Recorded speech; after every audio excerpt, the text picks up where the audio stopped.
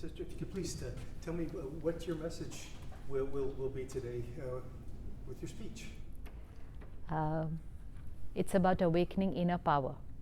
So in a world where we're focused on outer power, the power of role, position, which is very important, but we have forgotten to take care of the power within. And we are seeing the consequence of that neglect now in our life in terms of emotional disturbances, calling stress, anxiety, fear as normal. That's an emotional disturbance. Then next, going to mental health issues, which are on the rise, especially in the student community also. Student life was supposed to be the happiest part of life, and that's talking about depression, panic attacks, and sometimes even more. And even children choosing not to live. That's also because they were going through a depression and that was not diagnosed. All because we were not taking care of the inner power. And then the vibrations that the thoughts we create here, they radiate to our body. So it's creating disease. So cancer on the rise, cardiac issues, sudden death, all on the rise.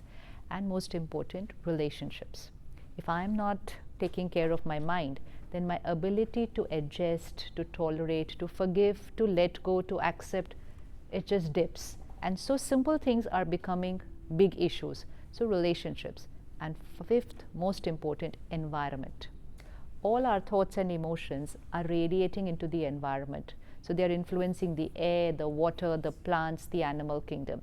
And second, because I'm not energizing myself, I'm not contented. So we are not consuming from the planet just for our needs, we are consuming from the planet for our desires. So the planet has enough for our needs, but it doesn't have for our desires. So we are going and shopping only because we're getting bored. And then we are shopping, and then after a couple of months we're again bored.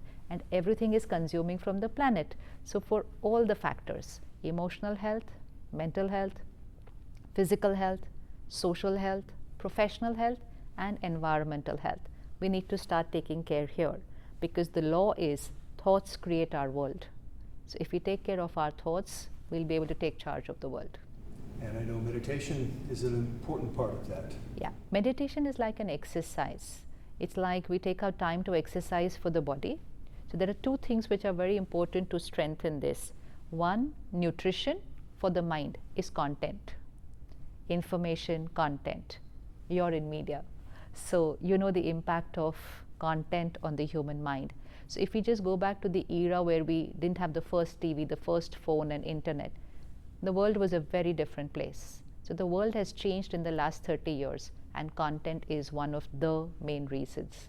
So changing the quality of content we consume. Content restriction, but also quality. So if I'm consuming a lot of content which has lust, ego, greed, violence, terror, crime, then for me to create similar thoughts is normal. So spirituality will teach me that consume a little content about compassion, about tolerance, about acceptance, about forgiveness, and that is what my thought process will become. So that is nutrition for the mind, content, and meditation is exercise. Spending some time with the self, contemplating who am I, what am I thinking, how can I change this thought, how can I heal myself, not living in a world saying you are the cause of my pain, and so you have to do something for me to heal. I created the pain and I will heal myself. So meditation, relationship with the self, and also relationship with the divine power. So 10-15 minutes for the self keeps us in a better space throughout the day.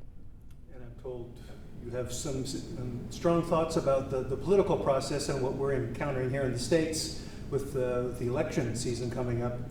And did you want to share some thoughts about that? That's their role, what the role they're playing. I don't have too much knowledge or information about it. But I feel the collective consciousness of people plays a very important role in this. Because when millions of minds will create a thought, then for it to happen is very simple. So all that everybody else needs to do is create that right intention, create that right thought. You're in the process of choosing a leader, and a leader is like a parent. So you're not just choosing a leader of a country, you're going to choose a parent who's going to take care of you, who's going to nurture you, who's going to nurture the country. So have that purest intention and then create that highest thought, and if everybody does it together, it has to happen. That's all I have. Is there anything else that you would like to add that we didn't touch on?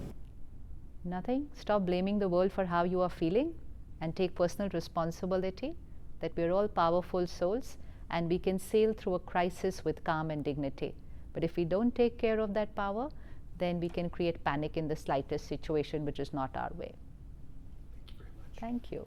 Shanti.